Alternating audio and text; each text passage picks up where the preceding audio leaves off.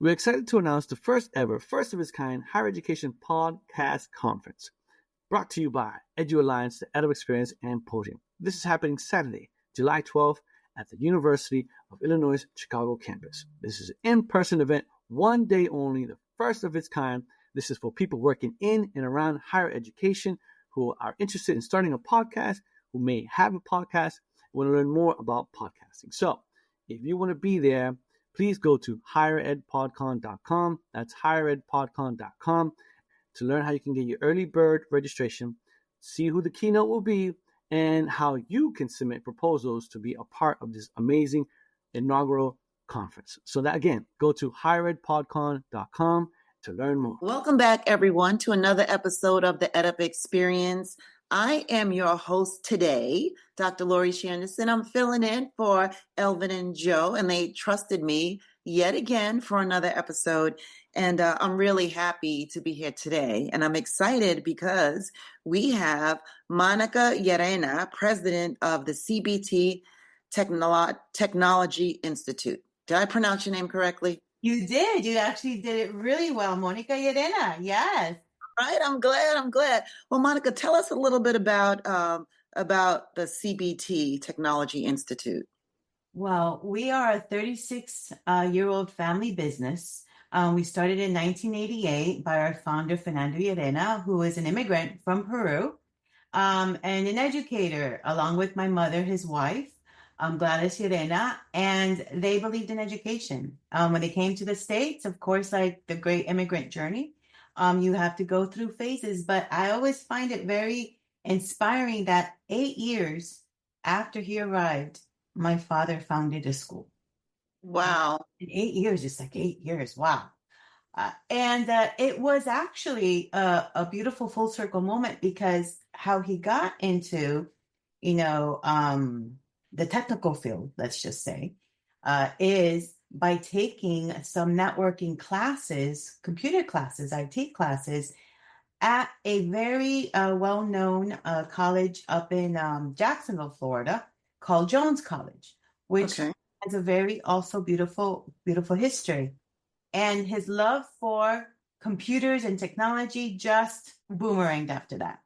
And that's why our name has always had the term technology in it, and never, despite some over the years changes in our name, technology always remained within it. This is exciting because you're the second person I spoke to in the last maybe 3 months that had a family. Like, the institution started because of the family's commitment to education.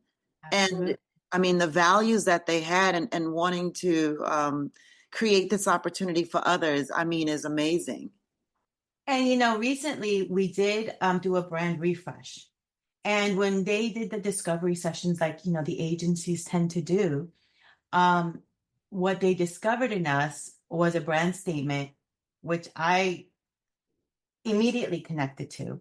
And so did the shareholders. And it was driven by tradition, committed to innovation.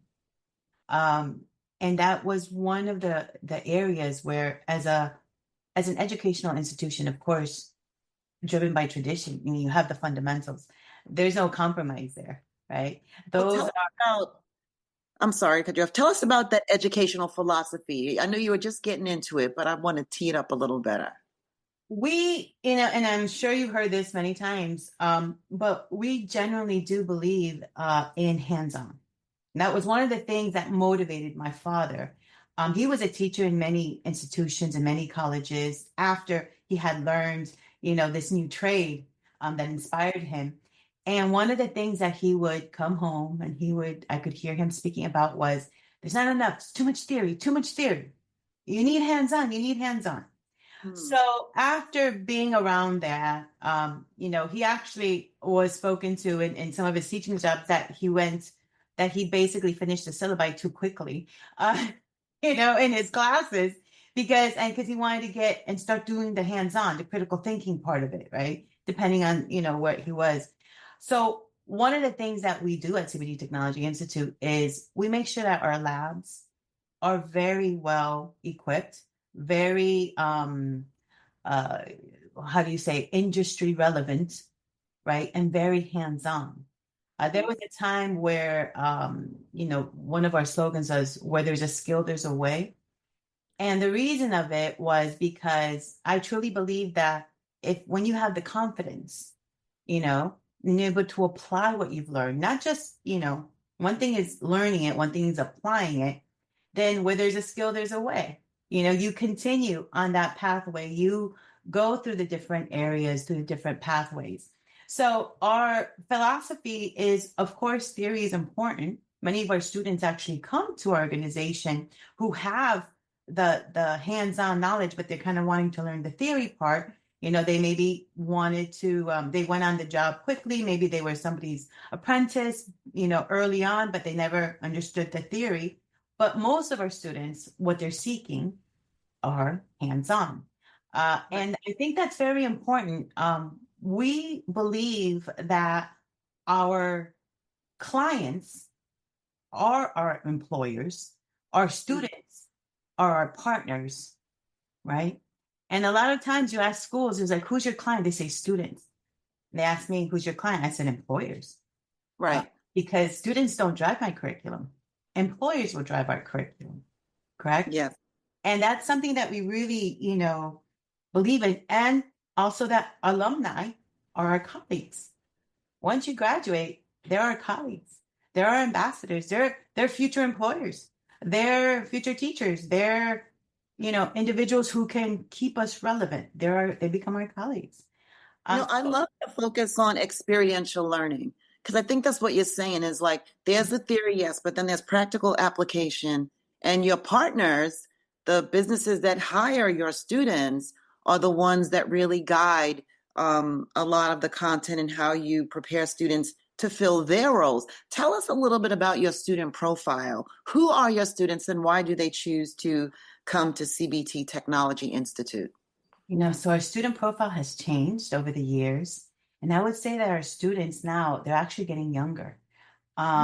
This whole new tool belt generation that's coming about, where they are, well, currently are the majority of the big demo of our students are between the ages, I would say, of 25 to 40. That's the majority. Then, of course, we have, percentage of 19 and up, and then of course 55 and plus, correct? But the majority are between those ages, and they are entrepreneurial in nature. We have to kind of hold them back to like buy their van and buy their equipment and just work on their own. But they're very motivated, very dynamic, very entrepreneurial in nature. A lot of what we do within the organization is to try to, get them to understand the culture of the working, environment, of the industry, of career pathways. They're students who, a lot living in Miami, are either first generation, right? So they're looking to get ahead in the land of opportunity, as they call it. And many of them, what they're seeking are, how can I start working now? Right. They're not looking to sit in a classroom, and all of our labs are labs/classrooms. We don't really have lecture labs. We have hybrid classrooms where there's, seats, but then there's an environment of lab around them. So we really try to optimize the time we have with the student so that they can really feel that they're learning, but yet applying on a daily basis. So they're a little impatient, right? In the sense of that's their entrepreneurial way. Like they want to learn, they ask questions. It's very engaging, but there's impatience to it. We've had to bring in a very holistic student services, program, because one of the things that we not only have to onboard our students to going back to school, the classroom space, but we also have to onboard them to the current climate, the industry, and also the Miami, the United States, because many of them, again, are first generation, correct? So they're immigrants, and then, or they're children of immigrants who may not have been and understand the space very well. Tell us about some of the programs that you offer. Like when they decide to enroll, what are they studying? So two of our major programs are our air conditioning and our electricity programs. We have both diploma and associates. And what we offer basically in them is our associate in air conditioning, refrigeration, and heating technology, and our associate in electrical technology, as well as their diplomas. And they're very comprehensive. One of the things that I learned much later was that there is a lot of electrical components to the air conditioning program. So our students at the beginning learned the fundamentals, a lot of electricity, and I'm talking about the HVAC, but 80% of situations in air conditioning are electrical related. And that was something that I just had no idea of. And that is something that we try to definitely incorporate within our training. I mean, it makes sense to me. I mean, all of it is foreign technologically, but I think as long as you plug it in, it's gonna have some aspects to it that I'll never understand. I mean, relative to everything that you're doing, what are some of the challenges you face in maintaining rigorous and relevant programs? You know, how do you assess these challenges, and like how do you mitigate for them? That's actually a really great question. And when I do the tours, or when we do the tours in our facilities to partners and they ask us something similar, as we are committed to innovation, we also have to understand that not everybody's there yet. By everybody, meaning employers, right? So there's employers who are looking to hire those who understand the most innovative and the most technological, and they're trained. But then there's those who also, they're not there as far as technology yet. And the same thing with repair, for example. We try to have equipment that is both currently used and then those that is upcoming. Why? Right. Because most of individuals don't have the latest and the greatest air conditioning units, for example. So as long, it's great to be innovative and it's great to look at and see the future, but homeowners, some can't afford that future yet, correct? So we try to maintain a balance and try to also see what the local city is trying to do. The city of Miami, where are they trying to push the Miami-Dade County? How are they trying to also, support, energy efficiency, for example, and HVAC is one of the big movements happening. So I think that's one of the biggest challenges. How can we give our students the best of both worlds within that time frame? For them to have practical of what is going to be the day-to-day look like in normal households. But at the same time, it's almost put your bifocals on, look at what today is, but keep an eye on tomorrow. Because again, our clients are our employers. And what we want to do is provide gainful employment to our students.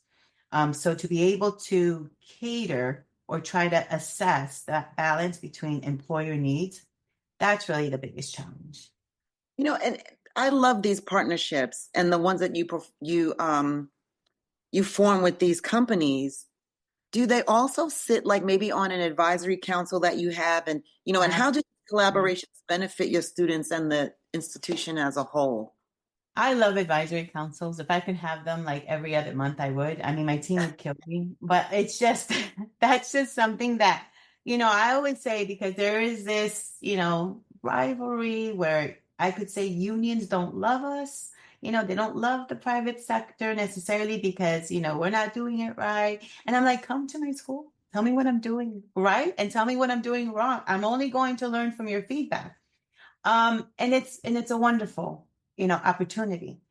So for me, when we have these employers, or even those who aren't employers at that moment, but have the industry knowledge and they understand what's coming up ahead in the next 5-10 years, we're able to receive the technical skill aspect, but not only the technical skill, but the professional level skill. And I had mentioned our student services approach, or holistic approach, because it's not just about technical skills when you're talking about industry, it's about soft skills. And that's the number one complaint of our employers is, I need someone with the right attitude who can learn, who aren't going to, make my clients run away, who have Right. good customer service skills, who have critical thinking. So Mhm. that's a very, and that saying, it takes a village. So we have 8 months, for the diploma, or 20 months for the associate, to get our students in the right track, because I've had employers come to our advisory councils and say, that credential is great. That certification that you're implementing is fantastic. But if I could hire somebody off the street who has a great attitude, I train them myself. Right. Right. And that's what they're really looking for. Students who have the professionalism, who have the critical thinking. And I think that's, we all seek that, right? Any employer seeks someone who has a good level of critical thinking, good professionalism with respect to, regardless of any industry. So our partnership with our employers is extremely important to me. I think that's something that a lot of our sector schools don't, maybe, or sometimes underestimate. I think even if it's not a private sector, maybe even if it's like a public sector higher ed, employers are the testimonials we should be receiving from. I love student testimonials, don't get me wrong. It's great, but a student has a different perspective. A student may not like the loans, may not like certain aspects. So they can, quickly go from satisfied to dissatisfied, depending on what's happening in their world. Whereas an employer testimonial, which is really the outcome, which is really a business, the chambers are full of employers, for example. That's the one who I want to hear that we did a great job from. Hey, thank you for staffing us. I love that you are intentional about the professionalism and the soft skills that the students need. And I think the earlier you introduce them to this experiential learning, the earlier you could introduce them to scenarios, and you can help them understand, all right, you may have a client that has this type of disposition. You may have this type of situation, and how do you de-escalate, and how do you navigate, and the more exposure they have earlier in this setting, of course, prepares them in this way. But to your point, it's a very important skill to have and to develop. And of course, one that your partners, the businesses, would love to see in who they hire. Absolutely. So I And love that you focus on that. we've integrated career assignments in our syllabi for that reason, and they're career assignments, because it does take a daily polishing reminder conversation, for the student to develop that mindset. How do you identify new partners? Are they mostly, just because you're in the local area? Like when you're trying to find more opportunities for your students, what does that look like? Higher Ed PodCon is coming. Go to higheredpodcon.com. That's higheredpodcon.com to learn more. That's a great question. It looks very busy is what that looks like. There is so much. Because these are high demand positions. I mean, people need these skilled workers to do this work. Absolutely. We have, again, there's opportunities everywhere, correct? I am very much an individual who is involved with community. I've always been a servant leader. I've always given my time, volunteered.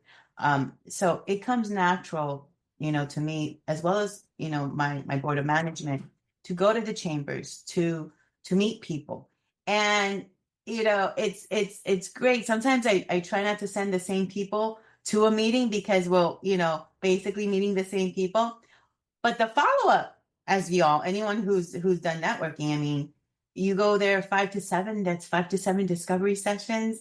If you go to how many events a month, a year, Wow, there's a lot out there. So I think that the question is really, how do we choose and prioritize, the partnerships we try to develop? And it's basically right now we are trying to add to our business model more short course training programs. Okay. So at this moment, a lot of the partnerships that we're engaging with are for our alumni, so we have a great database of alumni, who've graduated from our programs in the HVAC and electricity, especially programs, who do they need retraining? What certifications, what technologies are out there nowadays that they may not, necessarily, and they need kind of some refresher. So we try to align ourselves with uh, employers or businesses that can educate us and then help us to be able to create a curriculum that would not only benefit maybe their employees, but our alumni and our current, student population. So it's really all about skilling up. Mm-hmm. So we need to always skill up. And that's one of the ways or opportunities that we try to focus on. You mentioned something that I never heard before. You called your students the tool belt generation. Yeah. I'm Yeah. curious to know what type of support do these students that are really trying to learn these practical skills to enter into the workforce a lot sooner than traditional types of programs. But tell us more about the support services that these students require in their academic journeys. Yeah. So the tool belt generation is really focused around Gen Z, right? So, and Gen Z, we talk a lot about Gen Z. We're still trying to figure out Gen Z a little bit, right? I know that I am at least. Um, and, but it is very refreshing to see the way they process or the way they think.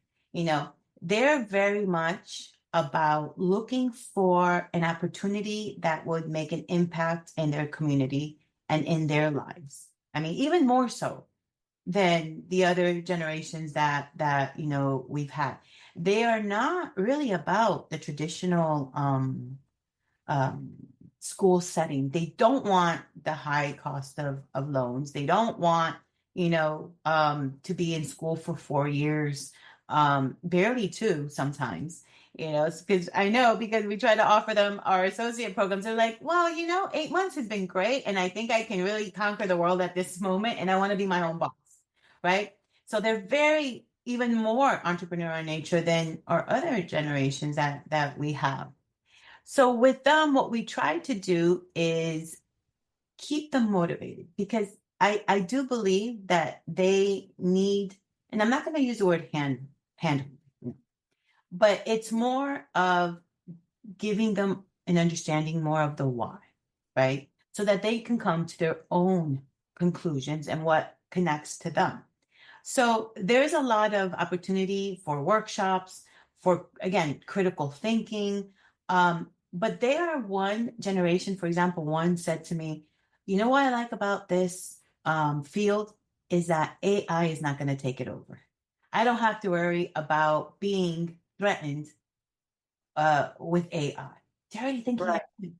ahead. I go, I feel safe that Yeah. I can and I will be essential, and it won't be again. So I found that was really interesting. And there was, there is a stigma with our trades in construction or HVAC electricity about it being a dirty job, right? It's a dirty job.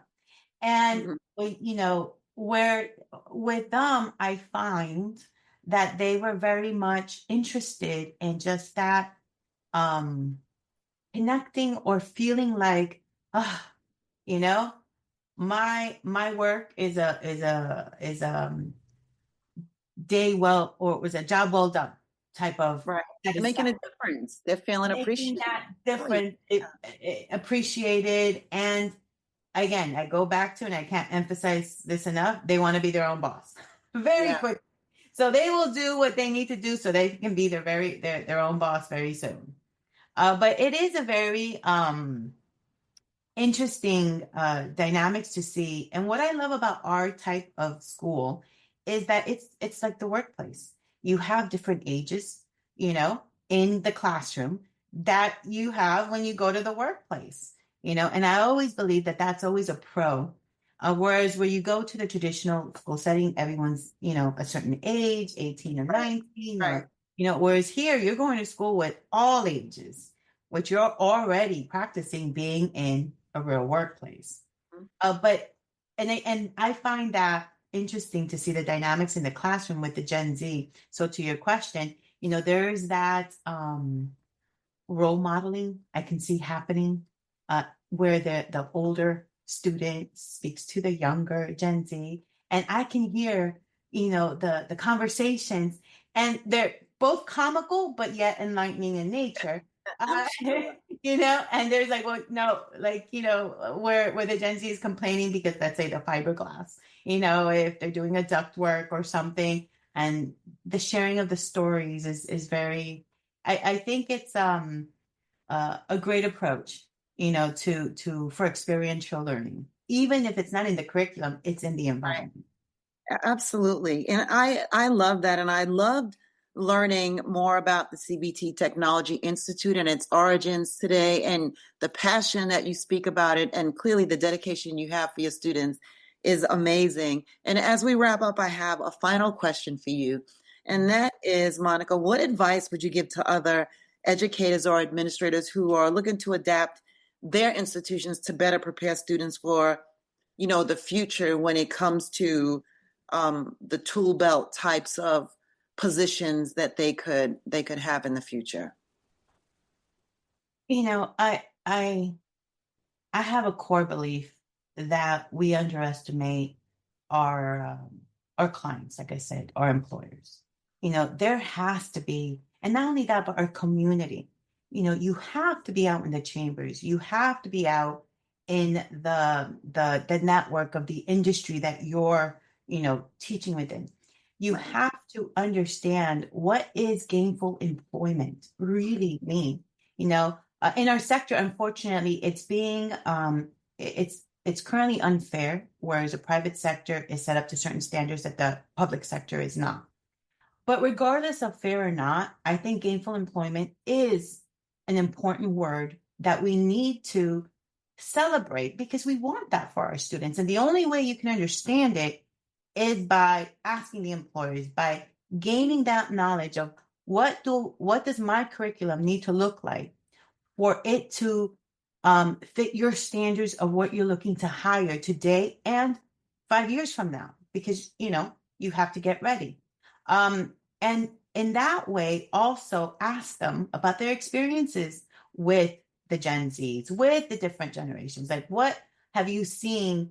If there's turnover in an employer's, organization, and it's the Gen Z, why do you think they left? Because that also, we can't underestimate that coaching, that soft skill coaching in our organizations, in our schools. It's vital. You can't just teach technical skills and not the soft skills. You're just setting yourself up for harder placement opportunities in the future. If you combat that today, you can help the student get out of their own way. And that's what we really want. So I would just say, just continue the employer focus, the community, at large, engage with them, whether they're non-for-profits, whether they're businesses, whether they're, just local legislators. Everyone has a lens that they can share that can look at your curriculum, look at your environment, and saying, have you ever thought about this? And if the answer is yes, great. How can you enhance it? If the answer is no, wow, how can you implement it? Well, thank you so much, Monica, for joining us today on the EdUp Experience. I love listening to you and the passion that you have. And I love knowing that this is a family endeavor that you have here, because shows me just how passionate and how committed you are to your students and what you're doing for your community and the students. So thank you for joining us here today. Now, if anyone wanted to learn more about the CBT, let our audience know how they can find more info. cbt.edu. If you want to learn a little bit more about our student environment, we're on Instagram at mycbttech. Follow us at mycbttech. Go to our website, www.cbt.edu. And thank you as well, Lori. This has been great. I really appreciate the questions and, the opportunity to share. I know we can get into many other topics, but I thank you for giving me the opportunity to share my platform. Oh, absolutely. And there you have it, audience. You've been EdUp'd just once again. And, I really like when the fellas have me over to fill in because I get to meet such amazing people like I did today. But if you would like to know more about higher education, please go to where you find your podcast and type in the EdUp experience, and you will be pleasantly surprised at the amount of podcasts and the wonderful hosts that we have that talk about anything and everything related to higher education, including yours truly, Accreditation Insights, where we talk about accreditation. So we have loved having you back to listen to the podcast, audience, and we hope to see you again in the future. Thank you. Did you buy your tickets yet? Higher Education's first podcast conference is coming July 12th. Go to higheredpodcon.com, higheredpodcon.com. Get your tickets.